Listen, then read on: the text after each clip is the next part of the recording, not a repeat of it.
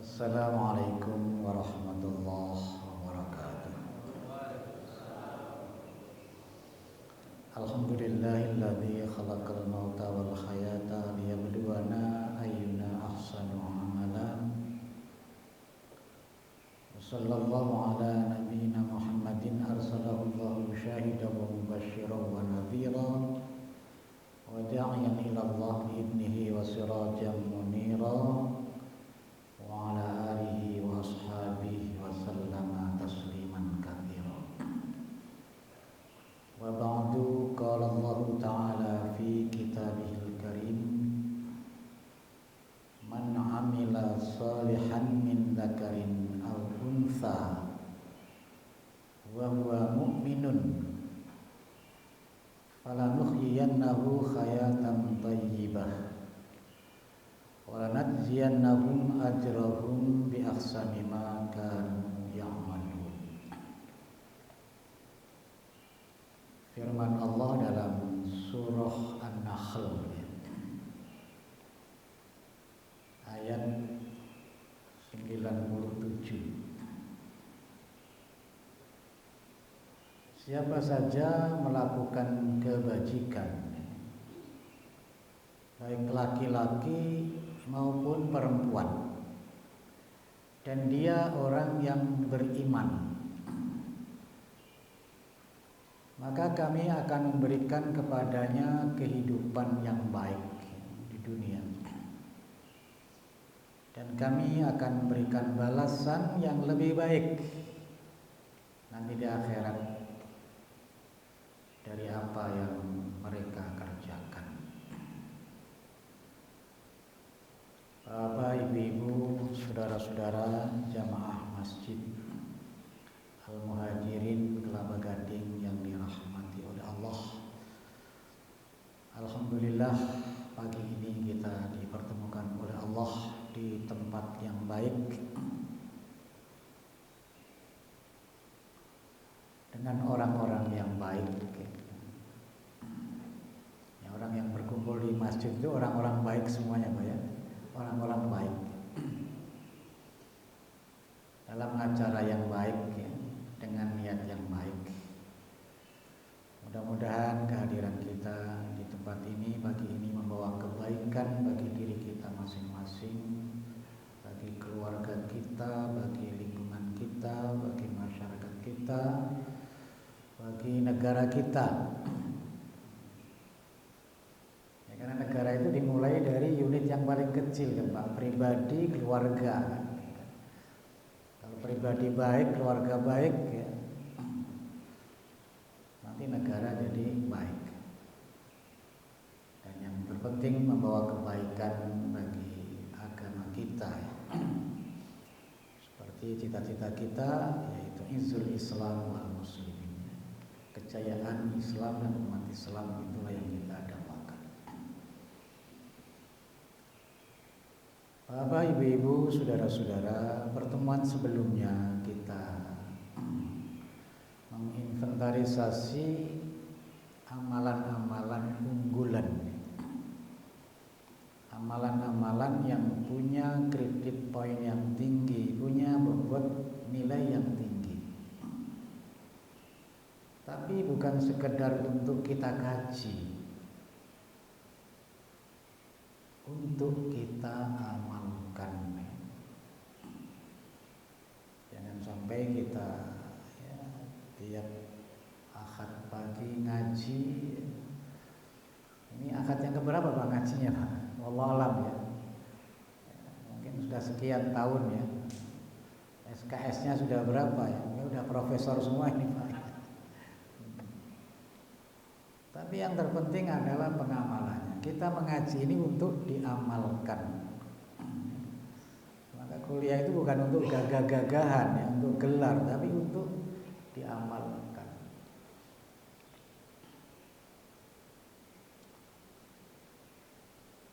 Jangan sampai menjadi ulama natu.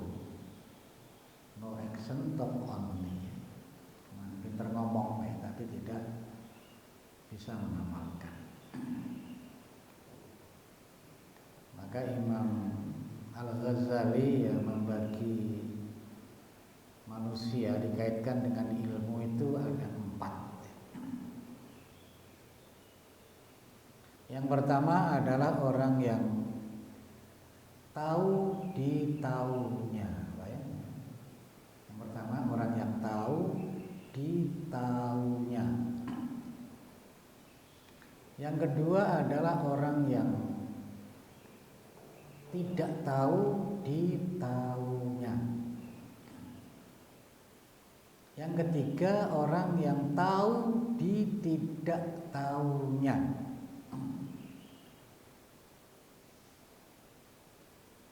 Yang keempat adalah orang yang tidak tahu tidak tahunya. Bagaimana Pak? Ngerti Pak? Bu? Bingung? Marilah sama-sama bingung ya. Yang pertama adalah orang yang tahu ditahunya. Orang yang berilmu, ilmunya diamalkan, ilmunya diajarkan. Ini orang yang tahu ditahunya. Dalam bahasa Imam Al-Ghazali, rajulun yadri wa yadri annahu yadri fahuwa alimun fattabi'u. Orang yang berilmu sadar dirinya berilmu, ilmunya diamalkan, ilmunya diajarkan. Itulah orang alim ya. Ikuti dia. Kemudian yang kedua adalah orang yang tidak tahu ditahunya ya. Dicatat baik-baik, orang yang tidak tahu ditahunya. Orang yang berilmu tapi ilmunya tidak diamalkan, ilmunya tidak diajarkan. Ini yang dimaksud orang yang tidak tahu ditahunya. Bahasa Imam Al-Ghazali, rajulun yadri wala yadri annahu yadri fahuwa naimun fa'aikidu. Orang yang berilmu tidak diamalkan ilmunya, tidak diajarkan ilmunya, itu ibarat orang yang sedang tidur. Bangunkan dia, ingatkan. Ini yang sering diistilahkan oleh teman-teman Ustadz Zarkoni, Pak ya. Bisa ngajar, nggak bisa ngelakoni gitu. Jadi ngajar tapi juga tidak mengamalkan. Ya, ada juga guru melarang muridnya merokok, tapi gurunya sendiri merokok. Ketika ditegur oleh murid, Pak Guru melarang merokok, tapi kok Pak Guru merokok? Itu larangan untuk murid gitu kan. Kalau ingin merokok jadi guru dulu kan. Itulah pinternya guru Pak. Ya, guru itu pinter, benar-benar pinter itu kan, pinter. Dulu ada guru TK juga. Guru TK itu biasanya hari Sabtu kan masak-masak kan makan. Masak kacang hijau, tahu-tahu gosong Pak ya, gosong kelamaan ya. Akhirnya kan pahit ya, tapi tetap dihidangkan oleh ke murid-murid. Wali murid komplain, Bu Guru ini kan bubur kacang hijau gosong kok masih dihidangkan kepada anak-anak. Ya, dasar guru itu pinter Pak, punya argumentasi. Sengaja Bu ya, supaya anak kita bisa membedakan mana yang pahit dan yang manis kan. Itulah pinternya guru Pak ya. Ada saja alasan.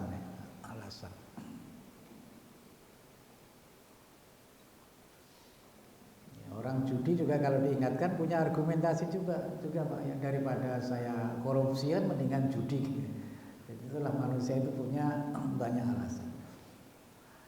Yang ketiga adalah orang yang tahu tidak tahunya. Dia tidak berilmu tapi sadar bahwa dirinya tidak berilmu, maka dia belajar. Kalau kita tidak bisa nomor 1 tadi Pak ya, usahakan yang nomor 3 ini.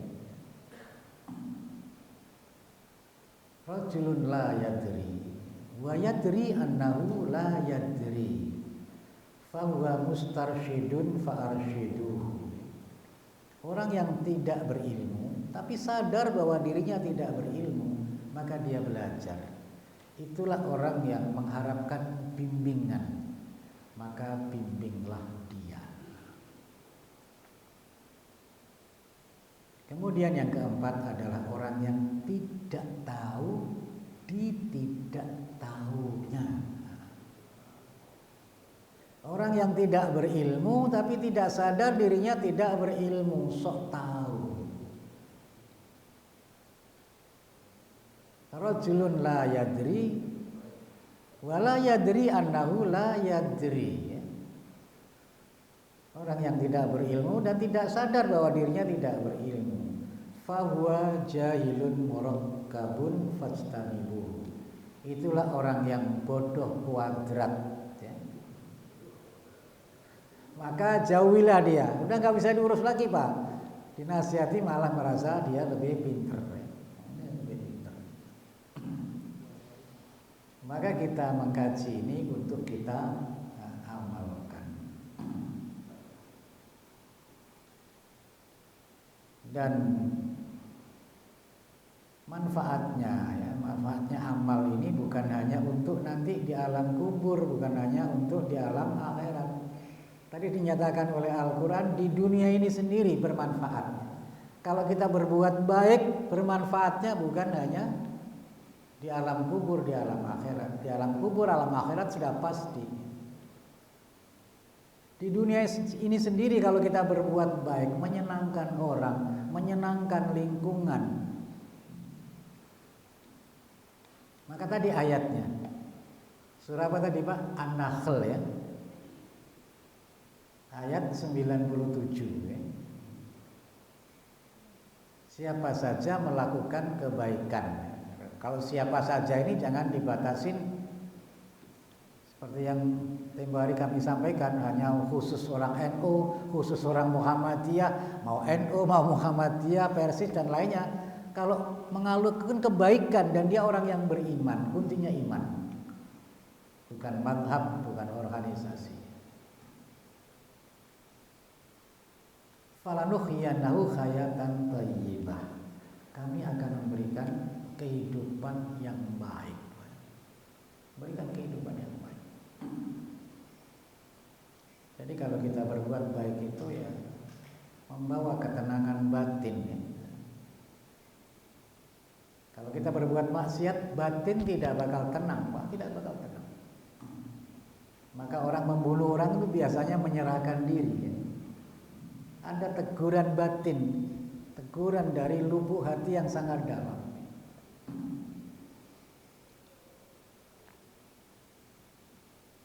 Maka kata Rasulullah, kebaikan itu apa yang menyebabkan jiwa kamu menjadi tenang mengerjakannya. Jadi membawa kebaikan di dunia. Contoh konkret, kita pernah mendengar kisah Rasulullah, ya, dalam hadis yang diriwayatkan oleh Imam Bukhari dan Muslim, bahwa amal soleh itu bukan menolong kita di akhirat saja, di dunia ini akan tertolong. Rasulullah kan pernah berkisah, kisah ini sudah sering sekali disampaikan oleh Ustaz, tentang 3 orang yang berteduh di gua, kan, Pak, ya. Akhirnya ada batu dari atas menggelinding menutup pintu gua, ya, terperangkap di gua, tidak bisa keluar. Bagaimana solusinya supaya bisa keluar? Mengangkat batu tidak kuat. Akhirnya di antara mereka mengusulkan supaya kita bisa keluar dari batu ini, dari gua ini, marilah kita ingat-ingat amal kita masing-masing. Barangkali masing-masing kita ini punya amalan unggulan yang akan bisa menyelamatkan kita dari gua ini.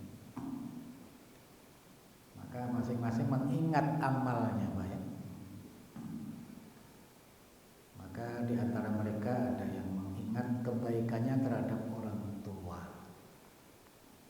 Ya, singkatnya ya Allah, ya. Saya kalau pagi-pagi itu yang kami prioritaskan adalah mengurus orang tua, memberi minum orang tua. Saya pernah orang tua belum bangun, saya tunggu sampai bangun. Setelah bangun baru kami beri minum, baru setelah itu kami mengurus anak istri kami. Jadi yang diprioritaskan adalah kepada orang tua. Maka dalam Al-Quran, wa'budullaha wa la tusyriku bihi syai'a wa bil walidaini ihsana. Jadi urutannya setelah berbuat baik kepada Allah adalah kepada orang tua. Ya Allah, kalau amalan saya itu baik, ya Allah, tolong kami bukakan dari gua ini. Maka terbukalah sedikit kan, itu kan terbuka sedikit. Giliran yang kedua juga punya amalan unggulan yang luar biasa. Ya Allah, kami dulu mencintai wanita cantik sekali, tapi saya ditolak ya, karena saya orang tidak mampu ditolak. Akhirnya saya kerja keras ya, mengumpulkan harta ya. Akhirnya saya jadi orang yang mampu, orang yang kaya. Memang begitu Pak, kalau ingin cari wanita yang cantik, pertama kita harus apa Pak? Ya, cari bekal dulu Pak ya. Maka ada istilah ta kan gitu kan. Cari tahta dulu kan. Biasanya kalau punya jabatan kan langsung ta yang kedua ikut Pak, harta kan gitu kan. Kalau sudah punya jabatan tinggi, harta ikut kan gitu kan, harta ikut. Setelah harta baru Toyota kan, bahkan ya Toyota. Tapi sekarang kan Toyota lah, ya mungkin Mercy lah gitu kan, untuk memudahkan Toyota saja kan. Setelah itu baru wanita kan ya. Ya kalau dikasih rumah harga 10 miliar kan gitu kan.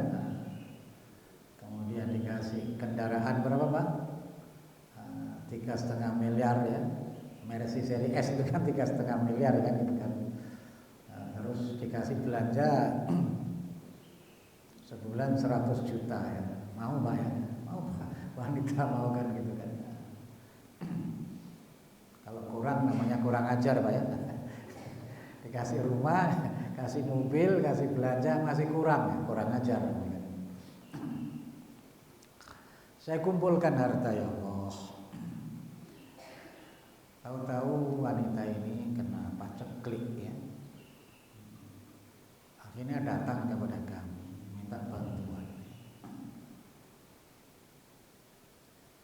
Ya, kami berikan 120 dinar ya. Nggak tahu kursnya berapa sekarang ya. 120 dinar.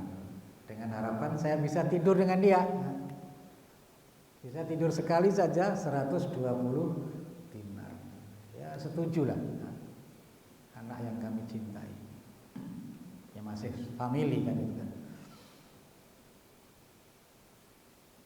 Ketika kami mau menyetubuhi kan, dia mengingatkan kepada kami, takutlah kepada Allah pamannya. Paman ini bukan paman dekat Pak ya, paman jauh. Janganlah memakai cincin yang belum miliknya. Saya sadar ya Allah, akhirnya saya tidak jadi menyetubuhi dia. Saya tinggalkan dia dengan uang 120 dinar. Ini berat loh Pak. Kita tidak berzina itu karena tidak punya kesempatan kan? Karena tidak punya kesempatan. Tapi ini kesempatan sudah tidur berdua, sudah menyerahkan, diingatkan ittaqullah saja. Sadar.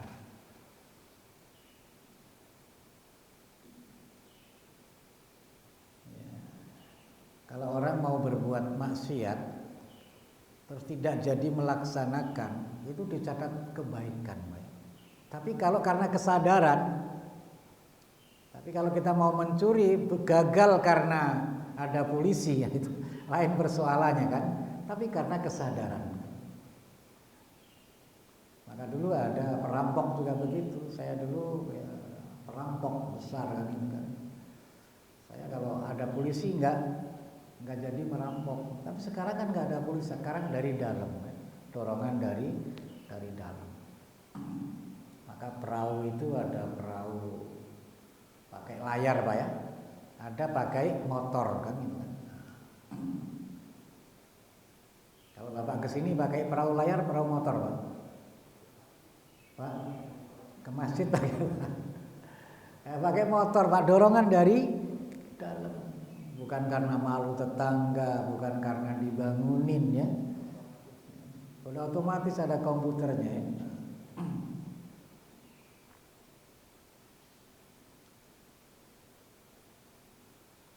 Ya sudah, itu dorongan dari dalam. Jadi bukan dorongan dari luar. Kalau dari luar, kalau ada pengaruh dari luar diajak baru mau. Sudah, ya Allah kalau itu amalan merupakan amalan yang baik, ya Allah bukakan dari pintu gua ini. Terbukalah. Tapi belum seluruhnya, masih belum bisa keluar. Akhirnya yang ketiga, punya amalan unggulan juga. Ingat-ingat apa? Oh ya, saya dulu punya banyak karyawan. Ketika mau gajian ya, semua datang. Kecuali satu orang menghilang, nggak tahu kemana.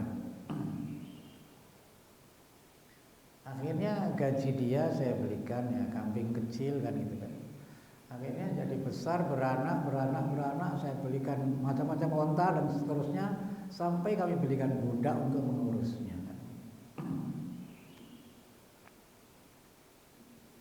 Setelah beberapa tahun dia datang meminta gajinya. Tuan maaf dulu saya tidak sempat hadir menerima gaji karena ada keperluan mendadak. Sekarang saya minta gaji saya dulu. Maka dia mengatakan ya, semua binatang satu kandang dan yang mengurus budak yang mengurusnya itulah gaji kamu. Oh jangan menghina saya Tuan, saya ini orang gak punya. Saya tidak menghina. Gimana ceritanya kan? Iya gaji kamu saya belikan kambing kecil, sekarang beranak. Kami belikan banyak binatang dan budak itu. Oh begitu ya sudah, saya bawa semuanya lah. Ya Allah kalau amalan itu baik ya Allah bukakan kami dari Tuhan ini. Bahwa amal solih itu bukan hanya menolong kita di alam kubur, tapi juga di dunia ini sudah tertolong kita. Banyak hal seperti ini banyak.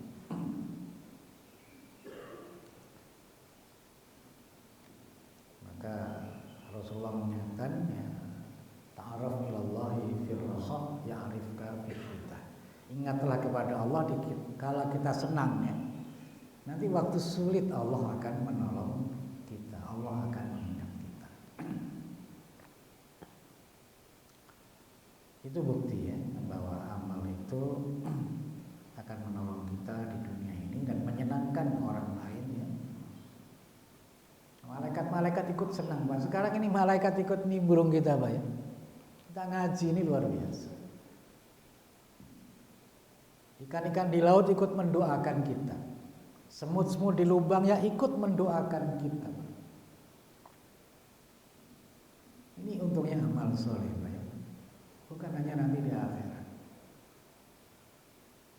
Ada karpet semua ini yang kita lewati, jalan yang kita lewati, seneng kita lewati. Dan kelak akan menjadi saksi. Yauma idzin tuhadditsu akhbaraha bi anna rabbaka awkhala. Maka biasanya Bapak kalau habis sholat fardu, sholat sunat itu pindah tempat Pak ya. Pindah tempat. Karena supaya banyak disaksikan oleh tempat lain. Jadi ini akan menjadi saksi, semua akan menjadi saksi. Dan kita masing-masing juga akan menjadi saksi nanti di hadapan Allah. Betul ini teman saya ya Allah, teman ngaji saya ya Allah, ngaji sama-sama saya ya Allah. Jadi malaikat juga ikut kumpul. Dan pernah terjadi juga ya, ketika malaikat ditanya ya oleh Allah, apa yang kerjakan ini mengingatmu ya Allah, maha sucikanmu. Tapi yang satu ini sebenarnya dia datang bukan untuk zikir ya Allah, bukan ikut ngaji, hanya nyari temennya gitu kan, nyari temennya di masjid lagi ngaji gitu kan, lagi zikir gitu. Itu tidak termasuk ya, nggak apa-apa. Teman orang baik nggak apa-apa, masuk kebaikan juga, masuk orang baik itu. Jadi kita ini menyenangkan orang lain, menyenangkan orang lain. Kalau kita berbuat baik itu manfaatnya dunia ini luar biasa. Dan di alam kubur sudah jelas ya. Di alam kubur sudah jelas. Itu kisah yang pertama Pak ya. Kisah yang kedua tentang alam kubur kan. Kisah ini juga sering kita dengarkan. Ada orang punya 3 sahabat lain. Di antara 3 sahabat ini ada 2 yang sangat dicintai dan ada 1 yang kurang mendapat perhatian. Yang sangat dicintai namanya Anis atau Anas. Yang kedua namanya Harben. Yang kurang diperhatikan adalah Ansol. Orang yang punya 3 sahabat ini punya kasus hukum, baik. Dipanggil oleh pengadilan. Kemudian 2 teman yang sangat dicintai diminta untuk mendampingi di pengadilan. Tapi kedua-duanya berhalangan hadir, tidak bisa hadir. Teman yang kurang diperhatikan justru dia tampil menjadi pembela di hadapan hakim. Sudah pernah dengar cerita ini Bu? Pak? Oh, baru saja saya sampaikan Bu. Kan baru saya sampaikan. Sudah dengar kan? Siapa orang itu? Orang itu kita semua Pak ya. Orang itu kita semua. Kita semua punya 3 teman. Kalau bapak-bapak punya teman namanya Anis, anak, istri. Kalau ibu Anas kan, anak dan suami. Inilah teman dekat kita yang kita cintai, yang kita perhatikan setiap hari. Kemudian Harben kan, harta benda, ya. Rumah kita, kendaraan kita, tabungan kita, usaha kita. Teman yang ketiga adalah Amsol, amal soleh. Ini yang kurang mendapat kita, orang kurang mendapat perhatian. Perhatiannya kadang-kadang kecil kita. Kalau masjid rusak ya itu urusan orang banyak. Tapi kalau rumah rusak langsung Pak panggil tukang. Ya perhatian kita kepada harta kita lebih besar daripada perhatian kita terhadap agama. Ya orang-orang tertentu, kalau bapak ibu mungkin tidak ya. Ya kisah ini dilukiskan oleh Ali Syair dalam syairnya. Wahai saudara-saudara, tua muda, pria dan wanita, ingatlah engkau akan panggilan untuk menghadap ke pengadilan. Panggilan yang maha kuasa tidak mau tetap dipaksa dinaikkan di atas kereta, rodanya roda manusia, diantarkan ke dalam gua gelap gulita tanpa jendela. Tidak ada yang bisa membela, hanya amal ketika di dunia. Walaupun dulu bapak mengatakan cinta sehidup semati Bu ya. Biasanya kita dulu kan begitu Pak, cinta sehidup semati. Istri meninggal, biasanya yang nangis mata kiri Bu. Mata kanan melirik siapa gantinya. Jadi nggak bakal ikut menemani dalam kuburan walaupun dulu menyatakan cinta sehidup semati. Harta yang kita kumpulkan ya tidak akan menjadi teman kita di alam kubur. Yang menjadi teman kita di alam kubur adalah harta yang kita infakkan ya, melalui masjid, melalui anak yatim, fakir miskin ya, untuk kemajuan agama. Itu yang disebut amal ya. itu yang akan menjadi teman kita di alam kubur. Maka ilmu itu bukan hanya untuk dipelajari tapi untuk diamalkan. Dan di akhirat inilah yang akan menyejukkan mata hati kita. Fala ta'lamu nafsun ma ukhfiya lahum min qurrati a'yun jazaa'an bima kanu ya'malun. Seorang jiwa belum tahu, masih dirahasiakan. Fala ta'lamu nafsun ma ukhfiya lahum. Ada balasan yang masih dirahasiakan buat mereka. Balasan yang akan menyejukkan mata, menenteramkan hati, menyenangkan hati karena amal-amal mereka. Maka nikmat surga itu masih dirahasiakan, belum pernah mata melihat. Kenikmatannya belum pernah dirasakan. Itulah urgensi amal. Dan kemarin kita bahas tentang amalan-amalan unggulan. Kenapa kita milih amalan unggulan? Karena umur kita pendek, waktu kita pun terbatas. Dan objek amal itu sangat banyak sekali. Tidak mungkin kita bisa melaksanakan semua. Maka kita pilih amalan-amalan yang punya bobot nilai yang tinggi. Pembahasan yang lalu di antara amalan yang punya bobot nilai yang tinggi adalah zikir. Zikir itu sangat mudah, sangat gampang dan punya bobot nilai yang sangat tinggi. Wala dzikrullahi akbar. Berzikir kepada Allah sangat besar pahalanya, sangat besar manfaatnya. Rasulullah Shallallahu Alaihi Wasallam juga pernah bersabda ya, dalam hadis yang diriwayatkan oleh Imam Ahmad dan Ibnu Majah, hadis sahih.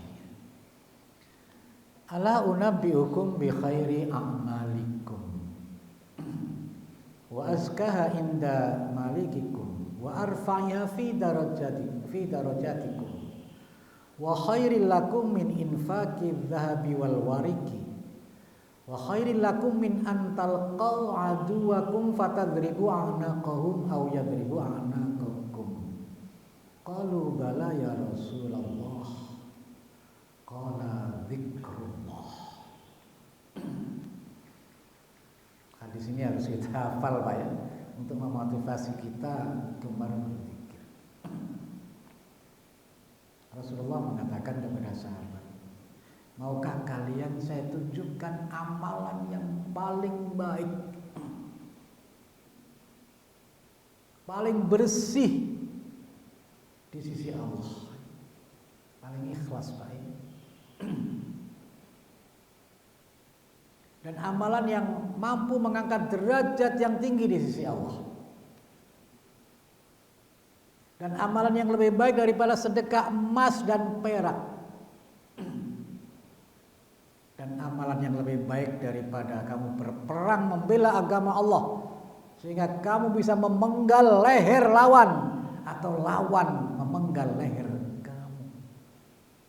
Mau ya Rasulullah, amalan apa itu ya Rasulullah? Rasulullah mengatakan zikrullah, ingat kepada Allah.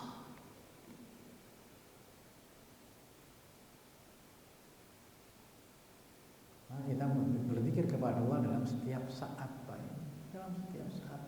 Alladzina yadhkurunallaha qiyaman wa qu'udan wa 'ala junubihim wa yatafakkaruna fi khalqis samawati wal rabbana ma khalaqta hadza batila subhanaka faqina 'adzabannar. Maka makan pun kita ingat ya, nasi yang kita makan, makanan buah-buahan yang kita makan, barang yang kita makan, itu bisa mengingatkan kita kepada Allah, bagian dari zikir.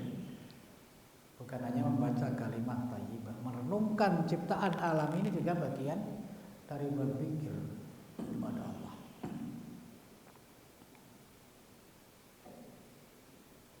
Bahkan kalau masuk pasar juga berzikir. Bu, masuk mall, Pak. Sudah tahu doanya masuk mall, Pak. Zikir masuk mall. Lupa, Pak ya? Man dakhalas suq siapa mau masuk pasar atau masuk mall, faqala la ilaha illallah wahdahu la syarikalah lahul mulku wa lahul hamdu yuhyi wa yumitu wa huwa hayyun la yamutu biyadihil khairu wa huwa ala kulli syai'in qadir. Kutibat lahu alfa alfi hasanatin wa mukhiyat anhu alfa alfi sayiatin wa rufi'at lahu alfa alfi darajatin. Siapa mau masuk pasar, mau masuk mall mengucapkan, jadi berhenti dulu Pak. Jadi kalau dengan suami dengan istri berhenti dulu di depan. La ilaha illallah wahdahu la syarikalah lahul mulku wa lahul hamdu yuhyi wa yumitu wa huwa hayyun la yamutu biyadihil khairu wa huwa ala kulli syai'in qadir. Ditulis baginya sejuta kebaikan, dihapus baginya sejuta kesalahan, diangkat baginya sejuta derajat di sisi Allah. Mudah sekali. Kalau toh nggak hafal yang panjang tadi bisa dengan yang biasa kita wirid, la ilaha illallah wahdahu la syarikalah lahul mulku wa lahul hamdu wa huwa ala kulli syai'in qadir. Tapi kalau bisa yang lebih panjang ya pas sesuai hadis Pak ya. La ilaha illallah wahdahu la syarikalah lahul mulku wa lahul hamdu yuhyi wa yumitu wa huwa hayyun la yamutu biyadihil khairu wa huwa ala kulli syai'in qadir. Nanti ditulis Ustadznya di sini, ya, dibagikan itu ya, nah, yang panjangnya. Tapi kalau nggak bisa yang panjang, yang pendek Bapak sudah hafal. Saya dulu pernah membimbing ya, umroh begitu Pak ya. Suami istri ya sebelum ke mall saya suruh baca dulu. Akhirnya suaminya nggak belanja apa-apa kan, istrinya marah. Gara-gara disuruh doa Ustadz, akhirnya suami saya nggak belanja apa-apa kan ya kan. Ya kita belanja itu kan yang bermanfaat saja kan. Ya kita ini kadang-kadang apa yang dilihat dibeli kan gitu kan. Maka kalau mall itu ya kita beli yang kira-kira bermanfaat untuk fisik kita dan psikis kita ya. Kalau buah-buahan untuk fisik Pak ya, untuk menyehatkan fisik. Kalau buku untuk menyehatkan apa? Psikis ya. Ada toko bukunya juga kan biasanya di mall. Dan biasanya ada yang kalau ke toko itu hanya itu buku dan senjata untuk membela agama. Ada gitu. Ada orang yang pergi ke mall hanya dua itu yang dikunjungi, toko buku dan toko senjata untuk membela agama Allah. Ini di medan perang ya, di waktu perang. Kalau di waktu aman ini ya kita ditangkap polisi banyak. Harus ada surat-suratnya ya, dalam suasana perang. Itu Pak ya keutamaan zikir ya. Sekali lagi ya supaya kita bisa berzikir maka setiap selesai sholat kita berdoa seperti pesan Rasulullah kepada Mu'adz bin Jabal, Allahumma a'inni ala dzikrika wa syukrika wa husni ibadatik. Itu diwirid setiap selesai sholat. Memang ada yang ulama menafsirkan di akhir sholat ya. Kalau di akhir sholat sebelum salam kan. Tapi duburo kulli sholatin kami cenderung kepada setelah selesai sholat. Tapi kita tidak usah berdebat masalah itu, silakan. Yang membacanya sebelum salam silakan, yang setelah salam juga silakan. Masing-masing punya argumentasi, Pak ya, punya argumentasi. Jadi kita kalau ada argumentasinya boleh toleransi, Pak ya. Tapi kalau tidak ada argumentasinya, argumentasi tidak berdasar, kita nggak boleh toleransi. Seperti Lebaran Haji kemarin ya. Ada yang hari apa Pak? Ada hari Sabtu, ada yang hari Ahad. Hari Sabtu, hari Ahad. Ya kita titik persamaannya sama-sama ikut pemerintah kan gitu kan. Yang hari Sabtu ikut pemerintah, yang hari Ahad juga ikut pemerintah. Yang hari Sabtu ikut pemerintah Saudi kan gitu kan. Yang kedua ikut pemerintah Indonesia, sama kita kok sama-sama ikut pemerintah, jadi nggak berantem kan, nggak berantem. Atau yang satu ikut ru'yah, yang satu ikut hisab, masih punya dasar kan? Dasarnya memang untuk mengetahui tanggal itu harus dengan ru'yah kan? Rasulullah selalu pakai ru'yah kan? Tapi kan dalam surah Yunus ayat 5 kan bisa pakai hisab. Waladzi ja'ala syamsa diya'an wal qamara nuran. Wa qaddarahu manazila li ta'lamu adadas sinina wal hisab. Allah menjadikan apa? Matahari bersinar, bulan bercahaya, dan Allah menetapkan orbit-orbit bulan itu supaya kamu mengetahui adadas sinin, bilangan tahun, wal hisab, dan ketentuan waktu. Maka kita tadi sholat kan nggak pakai ru'yah kan, bahkan azan tadi pakai ru'yah apa pakai hisab Pak? Hisab kan, karena jam kan pakai hisab. Oh enggak, kita melihat dulu fajar shodiq sudah muncul belum, enggak. Jadi kita tidak alergi dengan hisab, karena kita tiap hari juga menggunakan hisab. Sholat kita pakai hisab semuanya Pak. Sholat gerhana juga begitu, sebelum gerhana diumumkan nanti tanggal sekian akan gerhana, karena sholat gerhana padahal belum tampak. Jadi kita dalam keseharian banyak menggunakan hisab. Jadi tidak alergi dengan hisab. Jadi kita bisa toleransi ya. Yang tidak bisa kita toleransi adalah yang Lebaran kemarin hari Jumat gitu kan. Kok Bapak lebarannya hari Jumat? Perasaan saya sudah tanggal 10 Dzulhijjah. Itu pakai perasaan Pak, tidak pakai dasar kan gitu kan. Ada yang hari Senin, saya belum melihat bulan kok waktu itu katanya gitu kan. Karena di rumah terus nggak lihat bulan bahkan gitu kan. Nah ini yang tidak bisa kita toleransi. Ya dulu puasa juga terbagi dua juga kan Pak kan. Ada yang puasa hari Ahad, ada yang puasa hari Senin. Ada yang pakai hisab, ada yang pakai ru'yah. Dan ada yang lucu Pak, suami istri masing-masing pakai hisab tapi puasanya berbeda. Suami istri Pak ya, sama-sama ikut hisab. Kok suaminya puasa hari Ahad, istrinya puasa hari Senin? Kenapa Pak? Bu, kenapa? Padahal dua-duanya punya prinsip ikut hisab. Karena pas hari Ahad itu istrinya berhalangan Pak. Jadi dia belum puasa. Baru hari Seninnya bisa puasa kan. Nah, itu menimpa saya sendiri Pak. Itu menimpa saya sendiri. Saya ikut hisab, istri saya ikut hisab, tapi berbeda kan, berbeda. Jadi kita bisa toleransi. Kok kesana larinya Pak ya? Jadi pikir berbeda ya, nggak apa-apa. Kita lanjutkan Pak ya. Jadi amalan-amalan unggulan yang sudah kita bahas pada pertemuan sebelumnya yaitu zikir, dan zikir yang paling utama adalah la ilaha illallah. Ini dulu kita bahas la ilaha illallah, kalimat penyelamat. Kalimat penyelamat. Innallaha harrama 'alan nar man qala la ilaha illallah yabtaghi bidzalika wajhallah. Allah mengharamkan masuk neraka orang yang mengucapkan la ilaha illallah semata-mata mengharapkan ridha Allah.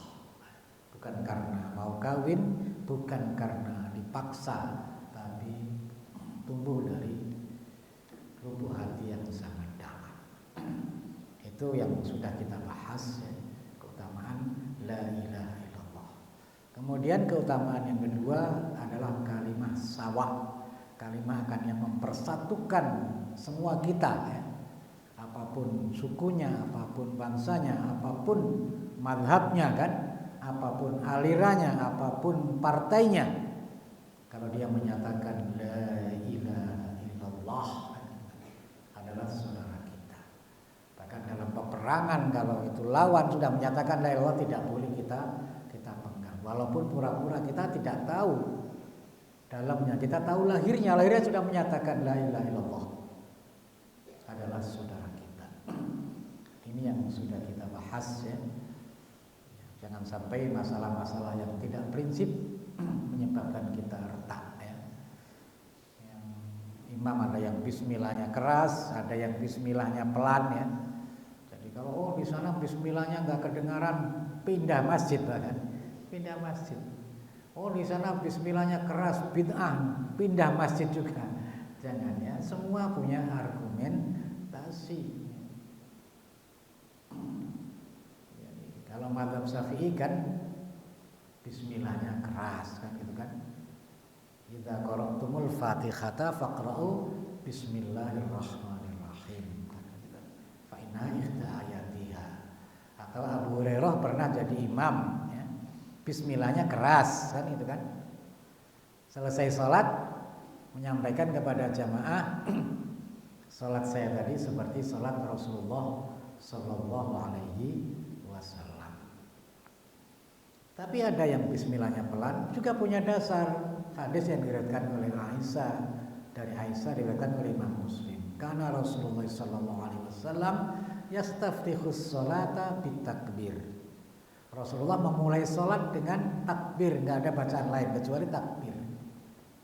Wal qira'ata bilhamdulillahi rabbil alamin.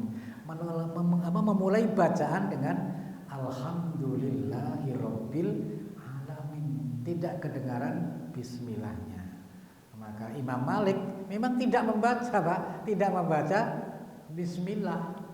Imam Hambali menafsirkan bukan tidak membaca tapi pelan. Dan ini ada 3 pendapat, ada yang memang tidak membaca. Kata Imam Malik itu kan karangan, membaca pelan, memang tidak membaca kan begitu kan. Nah, seperti ini kita bisa toleransi, jangan sampai kita pecah masalah-masalah yang tidak prinsip. Asal masih punya dasar ya kita toleransi. Maka ya ahlul kitab ta'alu ila kalimatin sawa'in bainana wa bainakum alla na'budu illallah. Nah, la ilaha illallah ini kalimat pemersatu.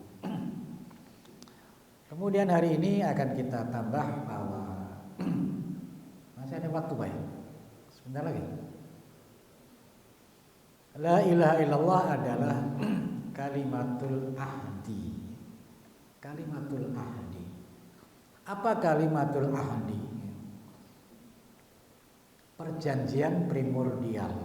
Perjanjian pertama ini adalah la ilaha illallah. Itulah yang disebut fitrah. Itu ada di dalam surah Al-A'raf ayat 172.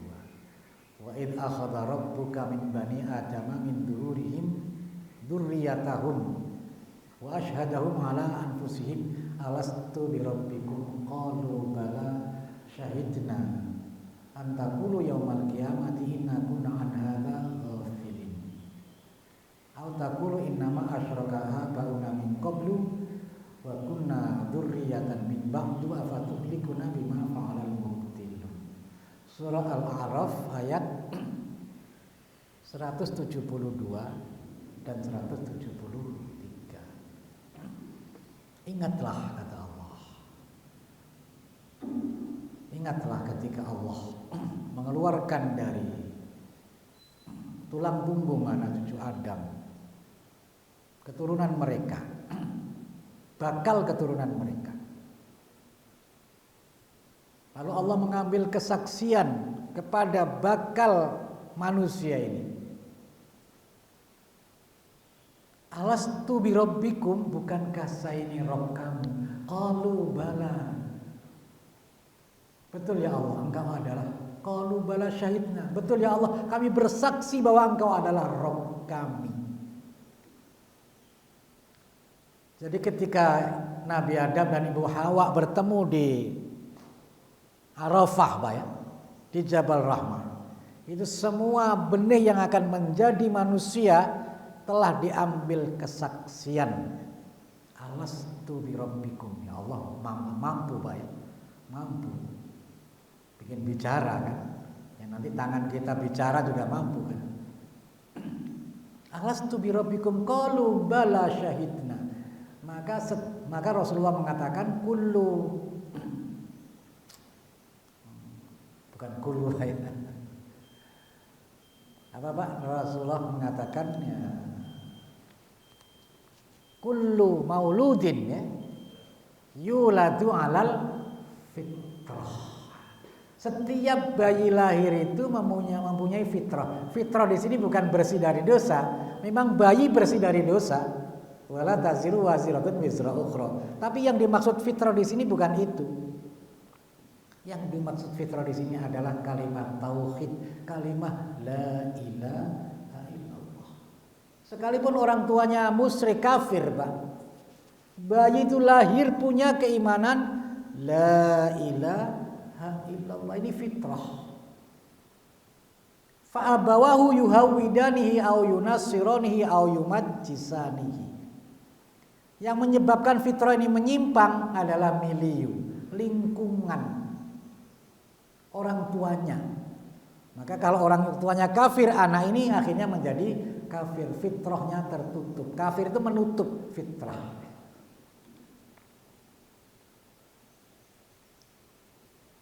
Maka kita disuruh nyari istri kan Pak ya.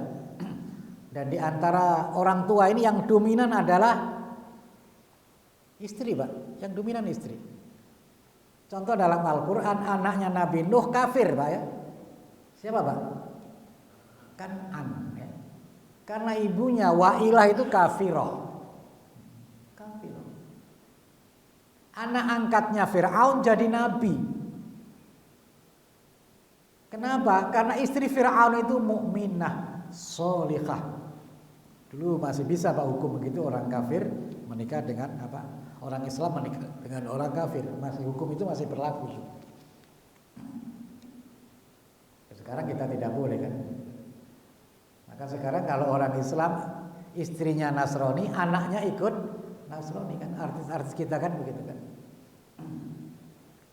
Ya seperti menteri pendidikan kita ini sekarang kan istrinya Nasrani kan Pak kan? Maka anaknya jadi Nasrani juga. Maka bahasa pertama kita itu bahasa apa Pak? Bahasa ibu kan? Karena anak belum bisa ngomong, diajarin ngomong sama istri kita.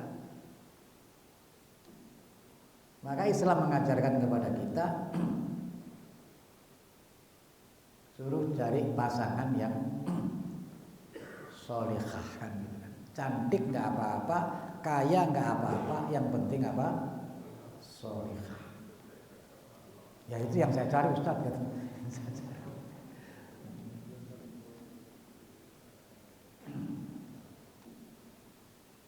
Maka kalau kita ditanya mendidik anak itu sejak kapan Pak, Bu? Ya? Bukan Pak. Tadi udah jawabannya kan. Ibarat menanam itu harus cari ladangnya dulu kan Pak kan. Dan cari bibitnya dulu kan. Jadi dimulai dengan maka fitrah ini terjaga. Jadi fitrah ini bisa luntur futur ya karena milieu. Milieu yang pertama adalah orang tua. Di antara dua orang tua yang sangat dominan adalah ibu. Kemudian lingkungan sekolah. Maka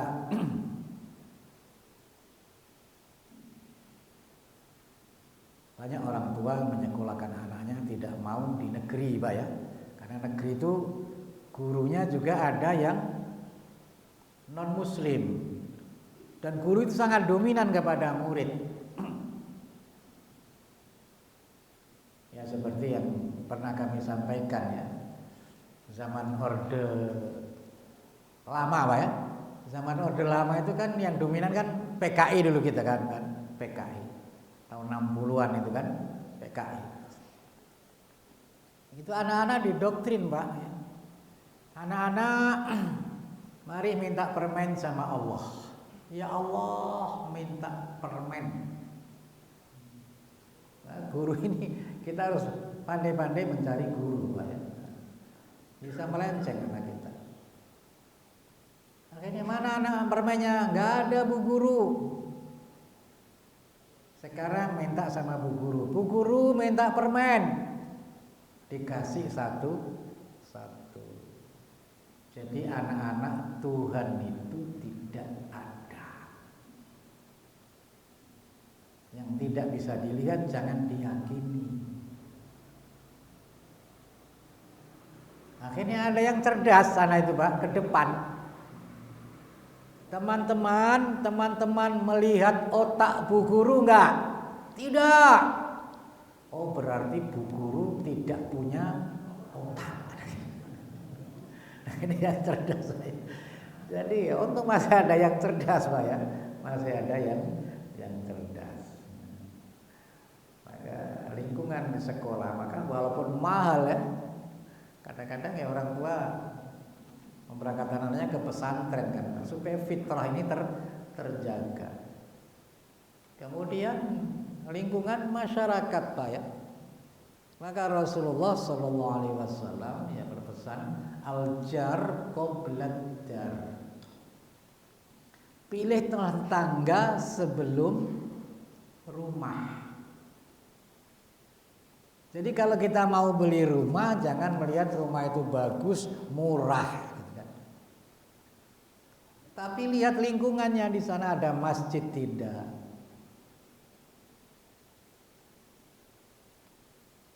Maka pilih lingkungan. Kecuali kita punya keimanan seperti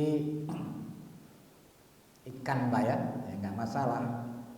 Ikan itu bertahun-tahun di air asin tapi tidak ikut asin kan.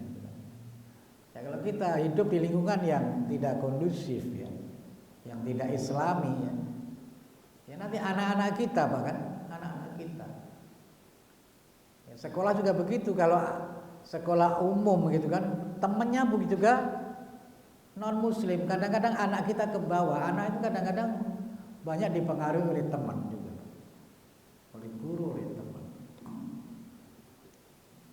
Maka cari lingkungan yang ada maksudnya. Kita bersyukur di sini ya. Nah, ada masjid ya, ada masjid. Ya, saya sendiri sebenarnya tahun 80 itu sudah tinggal di sini Pak ya, di sini ya. Di jalan apa? Jalan Akordion sana Pak ya. Saya tahun 80 itu tinggal di sana. Ya, tapi karena dulu dikejar-kejar terus Pak ya. Tahun 80-an ini, 84 itu akhirnya ya kemana-mana Pak. Ya karena situasi politik kurang kondusif ya. Ya kita harus hijrah, harus uzlah kan gitu, harus uzlah. Maka teman-teman juga ada yang ke Malaysia, dan sampai sekarang masih di Malaysia, ada yang ke Australia, kemana-mana ya, waktu tahun 80-an itu kan. Ya alhamdulillah saya sekarang juga tinggal di lingkungan masjid. Kebetulan saya juga ketua masjidnya ya kan, ketua masjidnya, jadi ya alhamdulillah.